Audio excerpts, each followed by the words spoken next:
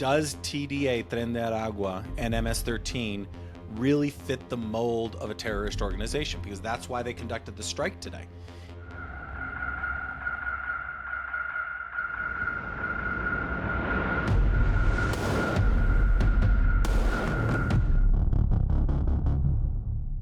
What do we got? Are the U.S. and Venezuela on the brink of war? I mean, first off, that's a sensational headline. Let's back that off a little bit. I don't think so.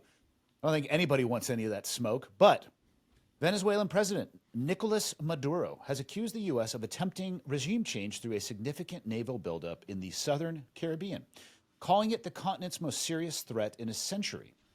The deployment includes 7 warships and a nuclear-powered submarine, which the U.S. says is intended to combat Latin American drug cartels.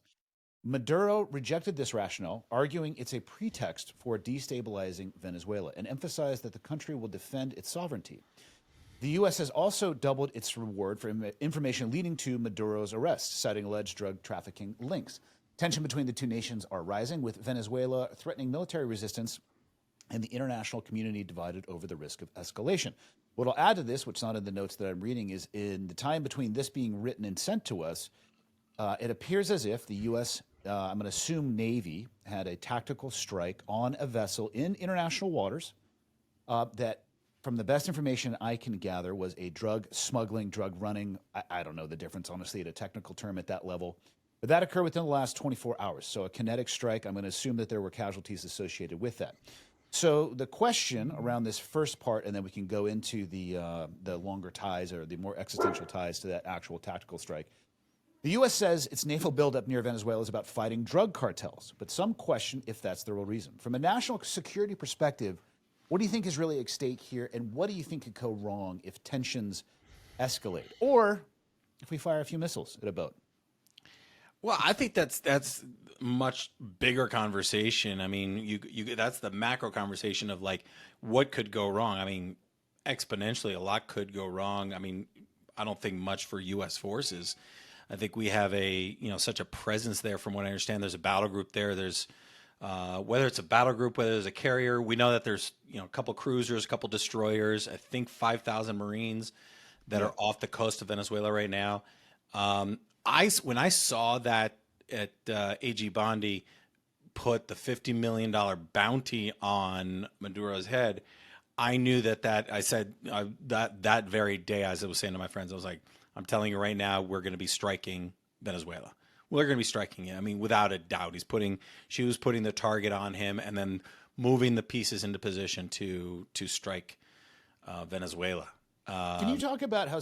I mean, there's a FBI Most Wanted top 10, I think it is. Didn't there used to be a TV show around that too? FBI's Most Wanted.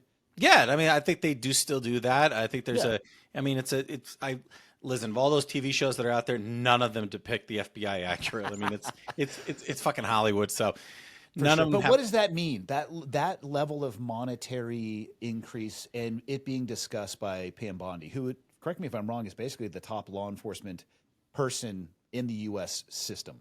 Right. Yeah, that's the person who sets the tone for law enforcement and around the world. But here's the thing: is it's not just law enforcement. I know a lot of people that were your former community that as soon as that $50 million bounty, there was conversations being had by members of the special retired communities, law enforcement, of like putting together a team that goes after that for a $50 million bounty. That's a lot of money. I don't think anyone got past the conversational because the amount of money that would take to put, a team like that downrange and, go through Maduro's ranks and protection detail. It wasn't going to happen. It's not going to happen. So Plus, I think they're probably going to make you pay tax on it. So let's just cut that thing in half to begin with. Exactly. So, but like the $50 million is to try and get somebody that's inside Maduro's circles to turn on him and to give him. But Maduro's going to hunker down. He's not going to go someplace where he could get snatched. He's going to stay inside his circles. He's going to stay in Caracas. He's going to stay in Venezuela or fly securely to either North Korea or Russia where no one's going to get to him. So I think that it was more of a symbol than, to the $50 million reward that he is, criminal number one, most wanted. He's not on the 10 most wanted, but still, nonetheless, I think that this is definitely leading to, a conversation, a bigger conversation, which I was having today is, does TDA, Tren de Aragua, and MS-13 really fit the mold of a terrorist organization? Because that's why they conducted the strike today. That on a boat that had allegedly 11 members of TDA, and they had narcotics on the boat, and it was leaving Venezuela. I'm assuming the intelligence, going with the argument that the intelligence was correct, that those were members of TDA. Great. Does TDA, per the definition of what we all grew up in, in GWAT, that is that a terrorist group? I could argue that it isn't. But are they, putting their political, ideological, are they pushing forward here in the United States? The drug cartels, that's a different story. Drug cartel, CJNG, Sinaloa, you could definitely easily argue that. Those are military groups that could take over small countries. So that's a completely different conversation. But is TDA a terrorist group, a terrorist organization? That to me is where the conversation can be had. And listen, I'm all for saying, having investigated these guys for most of my career, I can say definitively MS-13 does not fit the definition of what a terrorist organization as a threat to U.S. interests. It does not. So calling them a terrorist group and then opening up, okay, we can do kinetic strikes. What's next if President Bukele, the president of El Salvador, he decides, okay, here's a boat that's leaving, it's full of MS-13 members, they're trying to escape. Are we conducting a strike on that? What if there wasn't drugs? I mean, the conversation would be completely different if they were shown to be supporting, ISIS, Hamas, and then that boat had members of ISIS and Hamas on the boat and they were escaping. That's a different conversation. But they said, according to the administration, it was narcotics on that boat. Yeah.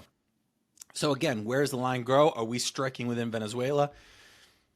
I don't think Venezuela has the infrastructure to really pose a threat here to A, to CONUS, and B, very limited threat to, our forces off the coast. So I think we're safe when it comes to that. But now the question is then, if the main cartel in Venezuela is Cartel del Sol,